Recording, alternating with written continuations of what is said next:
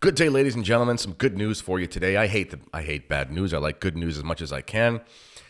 Progressive priests are going extinct. You can check this out if you look up an article from the Catholic News Agency. It's been all over Twitter as well. There's been a survey going on the last couple of years by some nonprofit out of the Catholic University of America. And essentially what they've done is they've asked priests what they believe theologically. Are they progressive, conservative, whatever? And they were surveyed, many of them, thousands of them, over a long period of time. And they saw a steady decline of progressive priests from the Second Vatican Council to the point now where the supermajority are priests who represent or demonstrate or identify as being conservative or ultra-conservative or very orthodox. Some of them middle of the road, very small percentage of them progressive. I tweeted something yesterday about this and I said, I think one day people are going to realize that Archbishop Lefebvre is largely responsible for this. And I want to qualify what I mean by that. You have to ask yourself, why is it that there has been a steady decline of progressivism since the Second Vatican Council, considering the Second Vatican Council was such a progressive council? That doesn't mean it does. I'm not getting into the debate right now about whether there are positive heresies taught at the council. That's not the point. But the point is that the orientation of the council was very progressive. It was this idea of progressing towards a better end, this idea of progressing towards a better communication and a dialogue with the modern world. I was just watching a few minutes of a clip from Ralph Martin. He runs Renewal Ministries. He's obviously been a very good commentator on a lot of things. And he's someone who would identify as very conservative, but he even said there was a weakness with the Second Vatican Council, but he did say the intentions were good, opening up to the world, having a better relationship with the modern world, blah, blah, blah, blah, blah, blah, blah. So even the defenders of the Second Vatican Council, who are themselves conservatives, admit that the Second Vatican Council was progressive in its orientation. So why has there been a steep decline of progressive priests since the council? First, we should ask ourselves, why was there a steady incline of progressive priests before the council? Bunch of reasons. And I'm not going to blame all the popes for this, because before the council, we had Pius XII, we had Pius XI, we had Benedict XV, we had Pope Pius X, no lightweights when it comes to the papacy. Well, a big reason, generally speaking, was probably the societal unrest. The fact that so many places dove into communism. The First World War basically destroyed Europe. It ended Christendom, relatively speaking. The Second World War ruined things. And if you look at the psychology of people at that time, Cardinal Ratzinger talks about this in some of his writings. Basically, people were just so destroyed. They were so traumatized by what had happened that I think they just wanted to change. Also, you got to understand as well, the type of men who became priests, like if you think about the elderly priests now, many of them being, and not all, and I'm sorry if this is offensive to some, but many of them being very effeminate, very effete, representing the worst of the priesthood. This is very common in the older age of priests, and these are what the statistics tell us, so it's not just my opinion. The good men, the hard, strong, good men, they all went to die in the war. I mean, the type of men who were left over in society were just simply not the kind of men you would expect to be super soldiers. That's just kind of what happens. Similar things happen in Russia. There was an expression in Russia. I don't know it in Russian, but I remember hearing it translated one time. Basically, after the 1940s and 50s, there was an expression that went around Russia, and it said, people would ask, is he a good husband? And the wife would reply, well, he doesn't beat me and he doesn't drink. That was all that was necessary, because these good men had all died. That's what happened. The good, strong men go to war. So I think that's probably part of it, is that, there were very few good men left, relatively speaking, to fill the seminaries, also with the psychological trauma of the war and so on and so forth. And also, throughout the history of the church, these heresies, they kind of sneak up on us, don't they?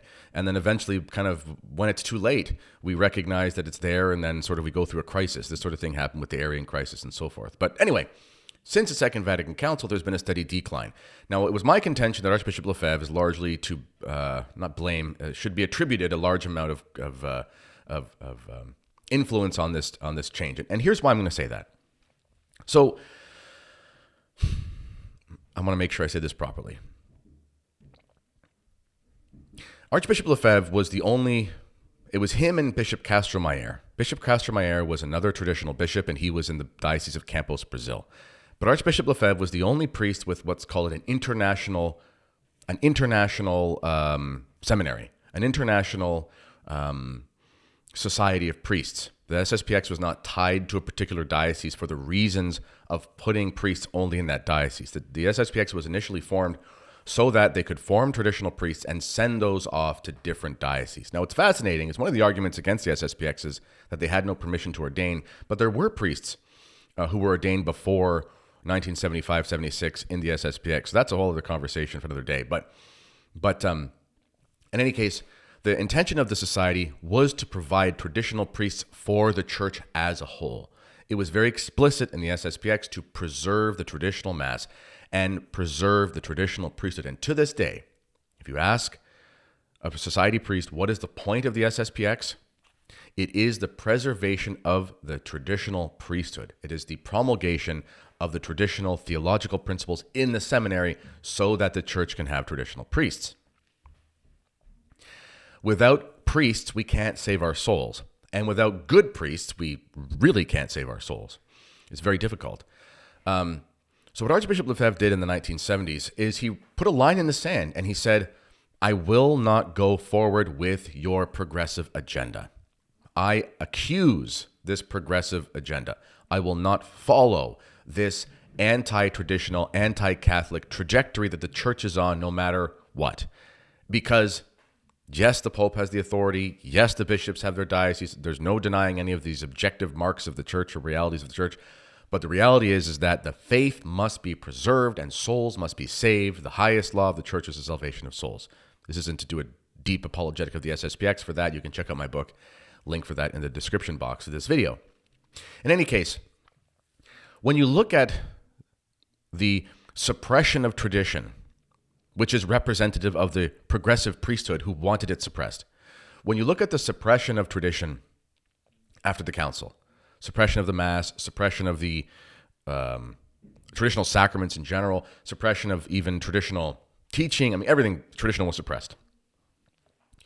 What you find is that the 1970s is an era of unmitigated disaster. Talk to somebody, I was born in 1988, but talk to somebody who grew up in the 1970s, and it was like Hiroshima in the church. It was so bad what had happened. Pope Paul VI even admits this. You know, he has a meeting with Archbishop Lefebvre, I believe in 1976, and Archbishop Lefebvre basically is telling the Pope, hey, you know, there's a bunch of bad things going on, and Paul VI says, no, you're mistaken, it's much worse than you thought. You know, he admits the fact that things were a disaster. There's stories of Paul VI weeping as he's signing the release letters of thousands and thousands over the months and years, priests and nuns leaving their vocations. I mean, it was an absolute unmitigated disaster. It was a tsunami of modernism that was unleashed in the church. It was like Pandora's box of demons was unleashed, and the church was assaulted with a virus from within. It was a very terrible affair for people to live through. People left the church in droves. How many people have a family member? You know, grew up Catholic, altar server, whatever. New Mass comes around, Second Vatican Council comes around. They don't go back. In fact, there's a Canadian politician. He's the former leader of the very left-wing party here. He was a decent man as far as it goes. He was sort of an old school liberal, not in the sort of leftist sense. But anyway, he was a leader of the New Democrat Party, French-Canadian, Thomas Mulcair. And he wrote, and I read this portion of his autobiography, he wrote that as a child, you know, he's in his 70s now, as a child, we went to Mass all the time. He said multiple times a week. And then after 1965 and after 1970, we just stopped caring. No one went back. Like that was what happened. And this is in Quebec, which was probably the strongest Catholic region on earth, or one of them at the time. Anyway, all of this is to say is that it was an unmitigated disaster. And it was this progressive agenda that was destroying the church. And Archbishop Lefebvre said, I'm not going to do that. I'm not going to be a part of the destruction of the church. He said this in his famous sermon at Lille. I will not stand before God and be told I used my episcopate to help in the destruction of the church. It was very simple.